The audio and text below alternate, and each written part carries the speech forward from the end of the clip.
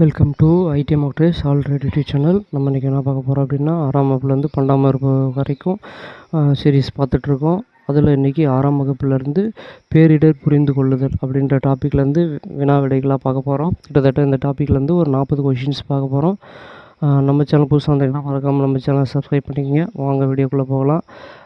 அதுக்கு முன்னாடி பார்த்திங்க அப்படின்னா, இந்த டிஎன்பிசியில் நீங்கள் படிக்கிறவங்களா இருந்தாலும், எஸ்ஐ பிசி எக்ஸாம் படிக்கிறவங்க இருந்தாலும், ஸ்கூல் புக் படிக்கிறதுனால ரொம்ப கஷ்டமாக ஃபீல் பண்ணுவீங்க. அதை நமக்கு அந்த பிரச்சனையிலேருந்து உங்களை சரி பண்ணணும், நீங்கள் நல்லா படிக்கணும், மற்ற ஸ்கூல் புக்குக்கும் நீங்கள் இன்ட்ரெஸ்ட் எடுக்கணுன்றதுக்காக தான் இந்த வீடியோ. சரிங்களா?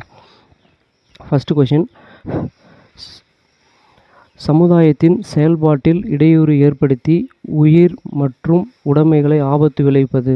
அதாவது சமுதாயத்தின் செயல்பாட்டில் இடையூறை ஏற்படுத்தி உயிர் மற்றும் உடைமைகளுக்கு ஆபத்து விளைவிப்பது தான் நம்ம என்னன்னு சொல்லுவோம் அப்படின்னா பேரிடர் அப்படின்னு சொல்லுவோம். சரிங்களா? பேரிடர்னால் என்ன அப்படின்னா, சமுதாயத்து மக்களுக்கு இடையூறு ஏற்படுத்தி உயிர் சேதம், பொருட்சேதம் எல்லாமே ஏற்படுத்தும் விளைவிப்பது தான் பேரிடர் அப்படின்னு சொல்லுவோம். சரிங்களா?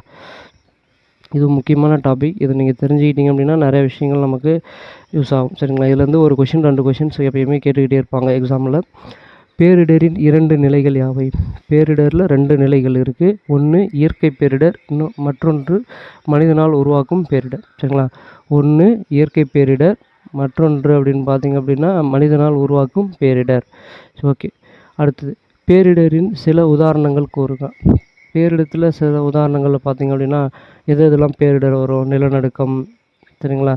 அடுத்தது எரிமலை வெடிப்பு, சுனாமி, சூறாவளி, வெள்ளம், நிலச்சரிவு, பனிச்சரிவு, இடி, மின்னல்.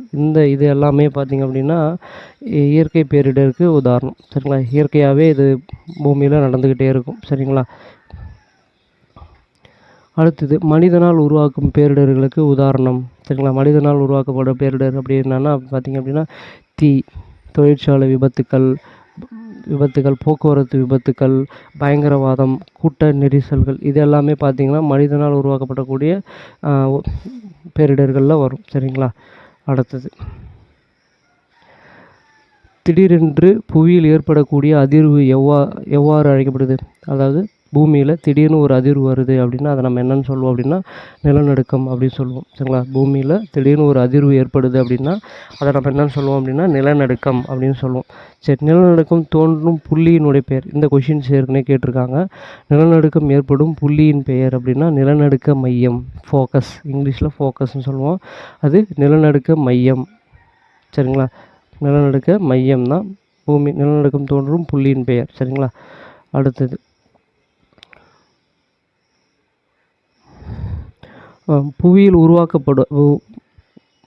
புவியின் உட்பகுதியிலிருந்து சிறிது திறப்பு வழியாக லாவா வெளியேறுகிறது. எவ்வாறு அழைக்கப்படுகிறது? அதாவது பூமியுடைய உள்ளேருந்து லாவா வெளியேறது நம்ம என்னன்னு சொல்லுவோம் அப்படின்னா எரிமலை வெடிப்பு. சரிங்களா? எரிமலை, அதுதான் நம்ம சொல்லுவோம் எரிமலை அப்படின்னு சொல்லுவோம்.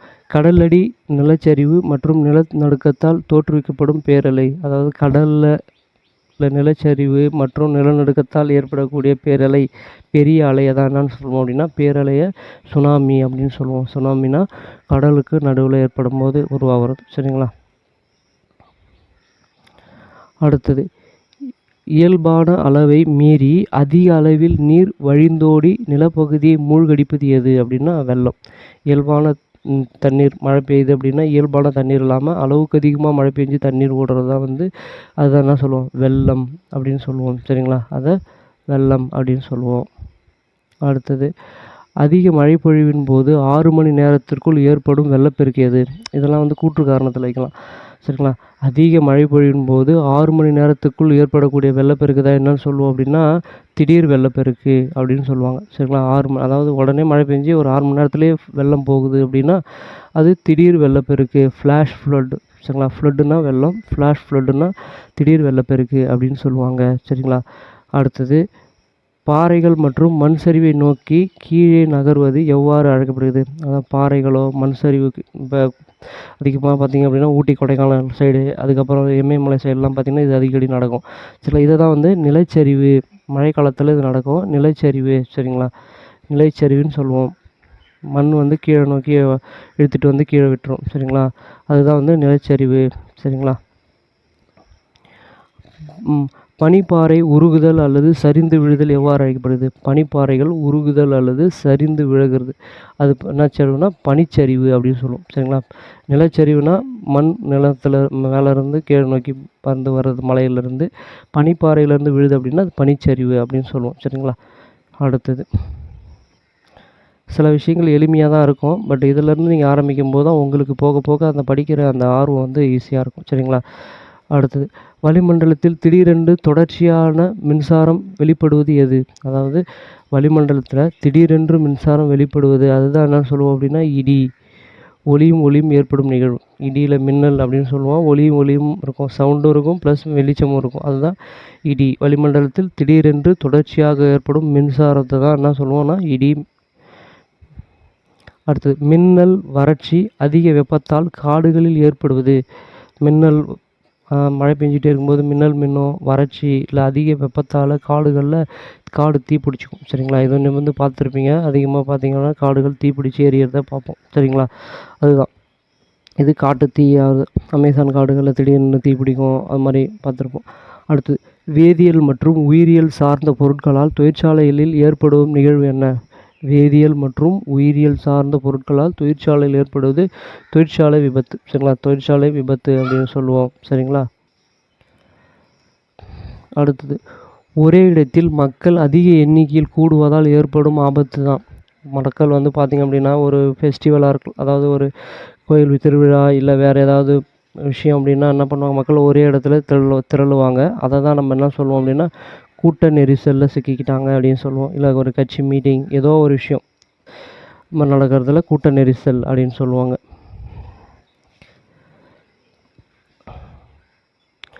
போபால் விஷவாயு கசிவு விபத்து ஏற்பட்ட நாள். இந்த போபால் விஷவாயு கசிவு விபத்து ஏற்பட்ட நாள் டிசம்பர் 3, 1984 நடக்கும். 1984 என்ன கேஸ் வெளியேறிச்சு? இந்த கொஷின்ஸ் அதிகமாக கேட்டுக்கிட்டே இருக்கிற கொஷின். சரிங்களா? இது ரொம்ப முக்கியமான கொஷின். இது நீங்கள் எந்த எக்ஸாம் போனாலும் பார்ப்பீங்க. சரிங்களா? ரயில்வே இருந்தாலும் எஸ்எஸ்சி எக்ஸாம்லேயும் பார்த்தீங்க அப்படின்னா இந்த கொஷின்ஸ் கேட்டுக்கிட்டே இருப்பாங்க. எந்த நாள் கேட்பாங்க, இல்லை என்ன கேஸ்ன்னு கேட்பாங்க. ரெண்டுமே முக்கியம். அப்போ பார்த்திங்கன்னா டிசம்பர் 3, 1984 இந்த நிகழ்ச்சி ஏற்படுது. இது என்ன கேஸ் அப்படின்னா மெத்தில் ஐசோசைனேட். சரிங்களா? மெத்தில் ஐசோசைனேட் இது வந்து ஒரு பூச்சிக்கொல்லி மருந்து தயாரிக்கிற ஒரு கம்பெனி. சரிங்களா? பூச்சிக்கொல்லி மருந்து தயாரிக்கக்கூடிய ஒரு கம்பெனி. அந்த கம்பெனியில் திடீரென்று பார்த்திங்கன்னா மெத்தில் ஐசோசைனேட் கேஸ் வெளியேறிச்சு, லீக் ஆகிடுச்சு. அதனால வந்து 3800க்கும் மக்கள் இதாகிப்பட்டாங்க. உடல்நல குறைவால் பாதிக்கப்பட்டு இறந்துட்டாங்க. சரிங்களா? இது ரொம்பவே முக்கியமான கொஷின், நான் வச்சுங்க. இந்த பேரிடரில் இது வருது. சரிங்களா?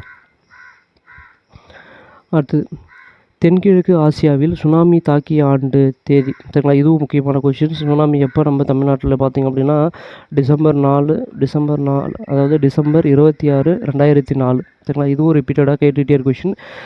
பார்த்திங்க அப்படின்னா டிசம்பர் 26, 2004 இது நடந்துச்சு. சரிங்களா? சுனாமி. அடுத்தது 2004 இந்தோனேஷியாவில் சுமத்ரா தீவு அருகே ஏற்பட்ட நிலநடுக்கம் ரிக்டர் அளவுகோல். அந்த நாளில் 2004 சுனாமி வந்துச்சிங்களா, அப்போ ஏற்பட்ட நிலநடுக்கம் அதுவும் எந்த டைம்லனா சுமத்ரா தீவு அருகே ஏற்பட்டது. எவ்வளோ ரிக்டர் அப்படின்னா 9.1 to 9.3, அதாவது 9 லெவலுக்கு போயிடுச்சு. சரிங்களா? நமக்கு வந்து பார்த்திங்கன்னா ஒரு 4, 3, 5க்குள்ளே தான் ஒரு மினிமாக இருக்கும், எந்த வீழ்ச்சியும் இருக்காது மேக்ஸிமம். பட் இந்த 9 விட மேலே அபவ் 5க்கு மேலே போனதுனால ரொம்ப அதிகமான நிலச்சரிவு ப்ளஸ் சுனாமி வந்துடுச்சு. சரிங்களா? அடுத்து சுனாமியால் இந்தியாவில் உயிரிழந்தவர்கள் எண்ணிக்கை எவ்வளோ? கிட்டத்தட்ட சுனாமியால் 2004 மட்டும் எவ்வளோ பேர் உயிரிழந்திருப்பாங்க அப்படின்னா 10,200 பேர். சரிங்களா? கிட்டத்தட்ட சுனாமியால் 2004 10,200 பேர் கிட்டத்தட்ட உயிரிழந்திருப்பாங்க. சரிங்களா? அடுத்தது சுனாமியால் தமிழ்நாட்டில் உயிரிழந்தவர்கள் எண்ணிக்கை. அதாவது இந்தியாவில் 10,200 பேர், தமிழ்நாட்டில் மட்டும் கிட்டத்தட்ட அப்படின்னு பார்த்தீங்கன்னா 1,705 பேர். சரிங்களா? தமிழ்நாட்டில் மட்டும் 1,705 பேர்.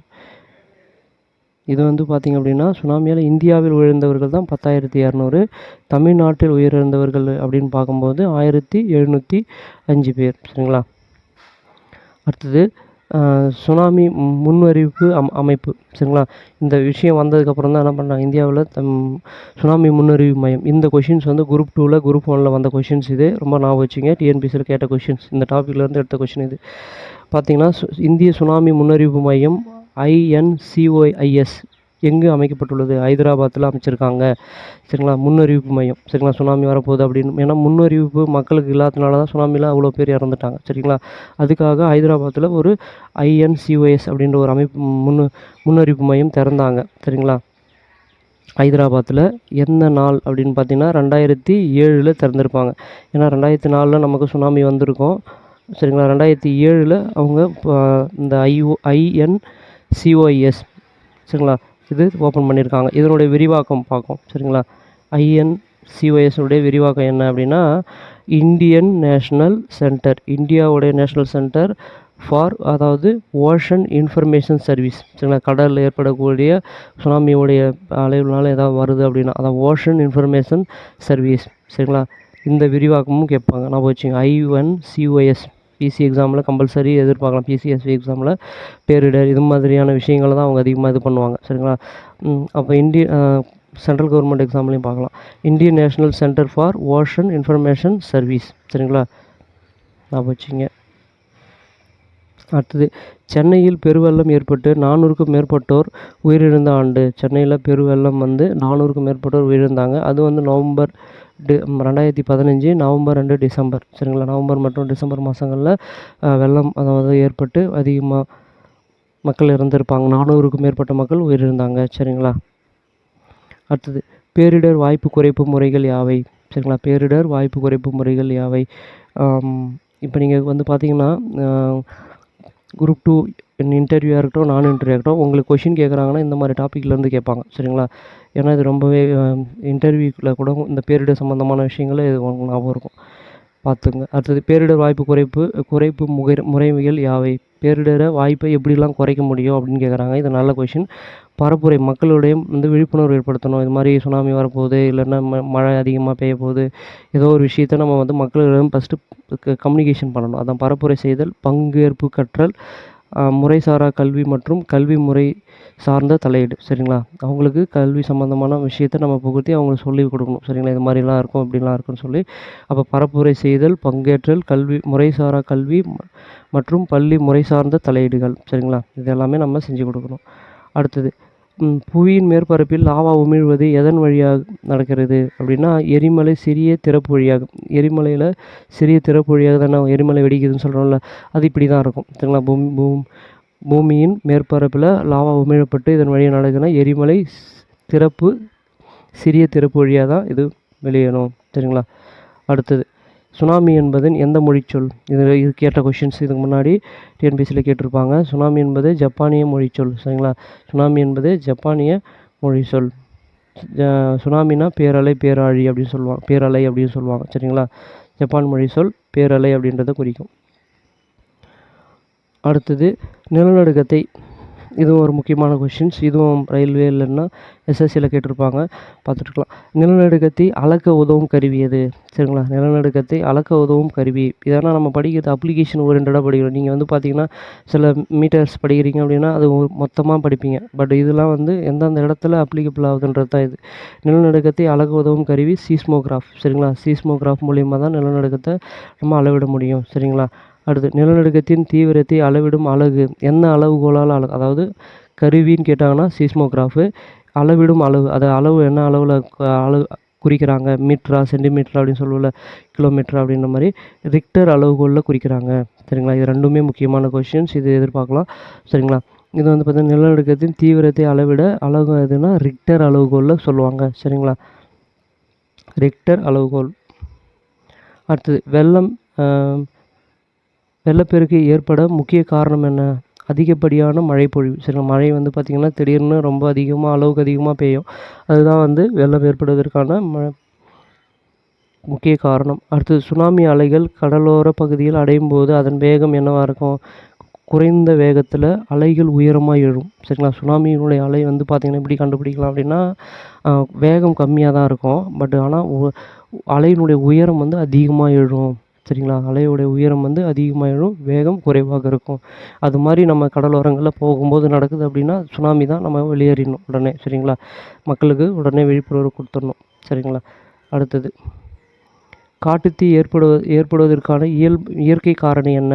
காட்டுத்தீ எதனால் ஏற்படுது? மனிதனாலும் ஏற்படலாம். அது தவிர்த்து மற்றபடி இயற்கையாக காரணம் என்னென்னா மின்னல். சரிங்களா. மின்னல் ஏற்படும். மரங்கள் ஒன்றோடு ஒன்று உராசி கொண்டு அதிக ஹீட் காரணமாக மரங்கள் தீப்பிடிக்கும். சரிங்களா. இப்போ மின்னல் மற்றும் மரங்களுக்கு இடையே உராய்வு, அதிகப்படியான வெப்பம். சரிங்களா. அதுவும் சேர்த்துங்க. அதிகப்படியான வெப்பம், மழையே பெய்யாமல் அதிகமான வறட்சியினால் காரணமாக கூட தீப்பிடிக்கும் காடுகள். சரிங்களா. அடுத்தது, வெள்ளம் வரும்போது செய்ய வேண்டிய முதல் பாதுகாப்பு நடவடிக்கை. இப்போ வெள்ளம் ஏற்படுது அப்படின்னா என்ன முதல்ல நம்ம பாதுகாத்துக்கணும் அப்படின்னா, முதல்ல நம்மளை எப்படி பாதுகாக்கணும் அப்படின்னா பார்த்திங்க, உயரமான பகுதிகளுக்கு செல்லுது. மழை நீர் பொறுத்த வரைக்கும் வெள்ளம் வரும்போது உயரமான அந்த மேடான பகுதிகளுக்கு போய் நம்ம மக்கள் நகர்ந்து செல்வது. சரிங்களா. அது மாதிரியான ஏரியாவுக்கு மக்கள் வெளியேறது. அடுத்தது, நிலநடுக்கத்தின் போது கட்டிடத்திற்குள் இருந்தால் என்ன செய்ய வேண்டும்? நிலநடுக்கம் வருது, கட்டிடத்துக்குள்ளே நம்ம இருக்கிறோம் அப்படின்னா என்ன பண்ணணும்? மேசை அல்லது பலமான பொருட்கள் அடியில் அமர்ந்து கொள்ளணும். சரிங்களா. மேசை அல்லது பலமான ஸ்ட்ராங்கான பொருளுக்கு அடியில் நம்ம அமர்ந்து கொள்ளணும் அப்படின்னு சொல்கிறாங்க. சரிங்களா. ஞாபகம் வச்சுக்கோங்க. இதெல்லாம் வந்து முன்னெச்சரிக்கை. அடுத்தது, பேரிடர் மேலாண்மை என்பது என்ன? பேரிடர் மேலாண்மைனா அப்படின்னா என்னென்னா, பேரிடர் வரும் முன்னும் வந்த பின்னும் மீட்பு பணிகளை செய்வது. சரிங்களா. இந்த டாப்பிக்லேருந்து பிசியாக இருந்தாலும் எஸ்ஐ எக்ஸாம் வந்தாலும் கொஷின்ஸ் வந்துக்கிட்டே இருக்கும், பார்த்துக்குங்க. ரொம்பவே முக்கியமான டாபிக் இது. பேரிடர் வரும் முன்னும், அதான் வர்றதுக்கு முன்னாடி மக்களை எப்படி பாதுகாக்கணும், சப்போஸ் வந்துடுச்சு அதுக்கப்புறம் மக்களை எப்படி ரெஸ்கியூ பண்ணுறது, அவங்கள மீட்டெடுக்கிறது எப்படி அந்த பிரச்சனைலேருந்து, இது மாதிரி 2 விஷயங்கள் இந்த பார்க்குறதா இது பேரிடர் மேலாண்மை அப்படின்றது. பேரிடர் மேலாண்மை அப்படி என்னன்னு கேட்டாங்க அப்படின்னா இன்டர்வியூ கொஷின்ஸ் இது. பேரிடர் வருவதற்கு முன்னும் பேரிடர் வந்த பின்னு மக்களை வந்து பாதுகாப்பான முறையில் அவங்கள வந்து அப்புறப்படுத்தி அவங்கள சரி பண்ணி கொடுக்கறது தான் பேரிடர் மேலாண்மையோடைய முக்கிய நோக்கம். சரிங்களா. அடுத்தது, சுனாமி எச்சரிக்கை கிடைத்தால் மீனவர்கள் செய்ய வேண்டும். சுனாமி எச்சரிக்கை வருது அப்படின்னா மீனவர்கள் என்ன சொல்லணும்? கடலுக்கு செல்வதை தவிர்க்கணும். சரிங்களா. கடலுக்கு செல்வதை தவிர்க்கணும்.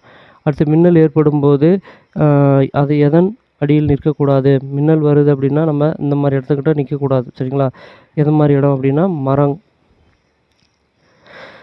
மரங்களுக்கு அடியில். சரிங்களா. மரங்களுக்கு அடியில் மின்னல் வர மழை பெய்யும் போது மரங்களுக்கு அடியில் நிற்கிறத தவிர்க்கணும். சரிங்களா. ஏன்னா அந்த மாதிரி இடத்துல தான் மின்னல் மேக்ஸிமம் தாக்கும், மரங்களில். சரிங்களா.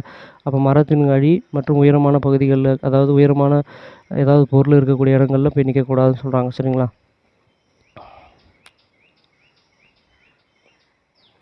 அடுத்தது, தொழிற்சாலை விபத்துகளை தவிர்க்க எதை பின்பற்றணும்? தொழிற்சாலையில் விபத்துகளை தவிர்க்கணும் அப்படின்னா பாதுகாப்பு விதிமுறைகளை சரியாக பின்பற்றணும். நீங்கள் உங்களுக்குன்னு சேஃப்டி அசஸ்மெண்ட் என்ன கொடுத்துருக்காங்களோ அதை பாதுகாப்பான பொருளை பாதுகாப்பாக யூஸ் பண்ணிக்கிட்டு நீங்கள் பாதுகாப்பாக பயன்படுத்தணும். சரிங்களா. அப்போ பாதுகாப்பு விதிமுறைகளை சரியாக பின்பற்றினாலே விபத்துகள் தொழிற்சாலையில் தவிர்க்க முடியும். அடுத்தது, பேரிடர் காலங்களில் அவசர உதவிக்கு அழைக்க வேண்டிய எண். இது ரொம்ப முக்கியமான கொஷின். இது ரிப்பீட்டடாக கேட்டுக்கிட்டே இருக்காங்க. பேரிடர் காலங்களில் அவசர உதவிக்கு அழைக்க வேண்டிய எண். ஆம்புலன்ஸ் அப்படின்னா 108யும், தீயணைப்புனா 101. சரிங்களா. 100 அப்படி இல்லைன்னா 101. சரிங்களா. 100 அப்படி இல்லைன்னா 101. பேரிடர் காலங்களில் அவசர உதவிக்கு 108 ஆம்புலன்ஸ். சரிங்களா. தீயணைப்புனா 101 இல்லை 100. சரிங்களா. ஓகே ஃப்ரெண்ட்ஸ், நிறைய பேர் நம்ம சேனலை பார்க்குறீங்க, ஆனால் சப்ஸ்கிரைப் பண்ண மறந்துடுறீங்க. மறக்காமல் நம்ம சேனலை சப்ஸ்கிரைப் பண்ணிக்கோங்க. இந்த வீடியோ பிடிச்சிருந்தா லைக் பண்ணுங்கள், உங்கள் ஃப்ரெண்ட்ஸுக்கு ஷேர் பண்ணுங்கள். இது மாதிரி நிறைய வீடியோ போட்டுட்ருக்கோம். நம்ம சேனலில் நீங்கள் உடனுக்குடனே நம்ம சேனலில் போடுற வீடியோ பார்க்கணும் அப்படின்னா நம்ம டெலகிராம் சேனலில் ஜாயின் பண்ணிங்க. வீடியோவோட டிஸ்கிரிப்ஷனில் கொடுத்துருக்கேன். அது மட்டும் இல்லை, நம்ம வீடியோஸ் எல்லாமே வந்து நம்மளுடைய ப்ளேலிஸ்ட்டில் எல்லாமே இருக்குது. சரிங்களா. 6th to 12th அப்படின்ற ப்ளேலிஸ்ட்டில் எல்லாமே போட்டுட்ருக்கோம். வீடியோவோட டிஸ்கிரிப்ஷன்லேயும் கொடுத்துருக்கோம் லிங்க்கு, பார்த்து பயன்பெறுங்க. தேங்க்யூ.